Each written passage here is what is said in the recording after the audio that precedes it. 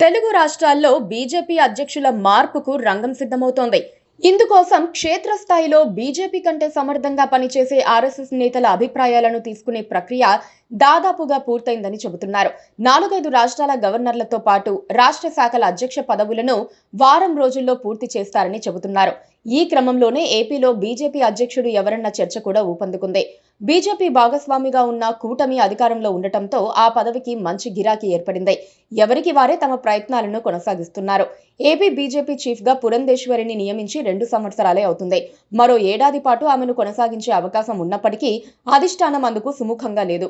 పురంధేశ్వరిని ఆ స్థానం నుంచి తప్పించి కేంద్ర మంత్రి పదవిలో కూర్చోబెట్టాలని భావిస్తున్నారు.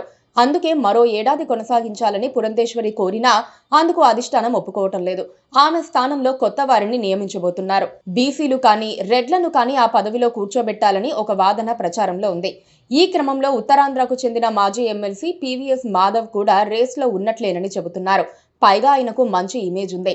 ఉత్తరాంధ్రకే చెందిన పూడి తిరుపతిరావు, జీవీఎల్ నరసింహారావు పేర్లు కూడా వినిపిస్తున్నాయి. విశాఖ ఎంపీ టికెట్ దొరకని తనకు రాష్ట్ర అధ్యక్షుడి పదవి వస్తుందని జీవీఎల్ చెప్పుకుంటున్నారట. జగన్ రెడ్డి పార్టీ వైసీపీకి వీక్ అయిపోతున్న తరుణంలో బలమైన సామాజిక వర్గాన్ని తమ వైపుకు తిప్పుకునేందుకు వీలుగా రాయలసీమ రెడ్డికి పదవి ఇస్తే బాగుంటుందన్న ఆలోచన కూడా బీజేపీ పెద్దల్లో వచ్చినట్లుగా చెబుతున్నారు. అయితే మాజీ ఎంపీ కిరణ్ కుమార్ రెడ్డి పట్ల మాత్రం స్థానికంగా సానుకూలత లేదు. అనూహ్యంగా పులివెందులకు చెందిన సింగారెడ్డి రామచంద్రారెడ్డి పేరు దాదాపు ఖరారు చేసినట్లు తెలుస్తోంది. కడప జిల్లాకు చెందిన సీఎం రమేష్ ఆయన కోసం గట్టి ప్రయత్నాలు చేస్తున్నట్లు సమాచారం. అనకాపల్లి ఎంపీగా ఉన్న ఆయనకు హైకమాండ్ వద్ద మంచి పలుకుబడి ఉంది.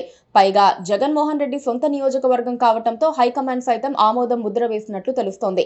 సీఎం రమేష్ ఇప్పుడు బీజేపీలో కీలకంగాను, టీడీపీలో అనధికార సమన్వయకర్తగాను కొనసాగుతున్నారు. అధిష్టానానికి ఆయన చెప్పిందే వేదం. పైగా ఆర్ఎస్ఎస్ చేసిన ఒక సర్వే ఆధారంగా ఇప్పుడు రాయలసీమ రెడ్డికి అవకాశం ఇస్తే బాగుంటుందని భావిస్తున్నారు. సింగారెడ్డి రామచంద్రారెడ్డి పేరును ఆర్ఎస్ఎస్ ఆమోదించినట్లుగా కూడా వార్తలు వస్తున్నాయి. ఆయన చిన్నప్పటి నుంచి ఆర్ఎస్ఎస్ లో క్రియాశీలంగా ఉంటూ వచ్చారు. సంఘ్ పెద్దల వద్ద మంచి పేరుంది. ఇటీవలే రెండోసారి ఎమ్మెల్సీగా ప్రమాణ స్వీకారం చేసిన కాపు నేత సోము వీర్రాజు కూడా సింగారెడ్డికి అనుకూలంగా ఉన్నారని, పూర్తి సహకారం అందిస్తామని చెప్పారని బీజేపీలో అంతర్గతంగా చర్చ జరుగుతోంది. ఏదైనా 4 రోజుల్లో తెలుస్తుంది కదా. Please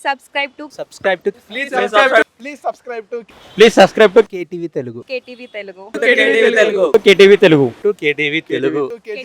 channel.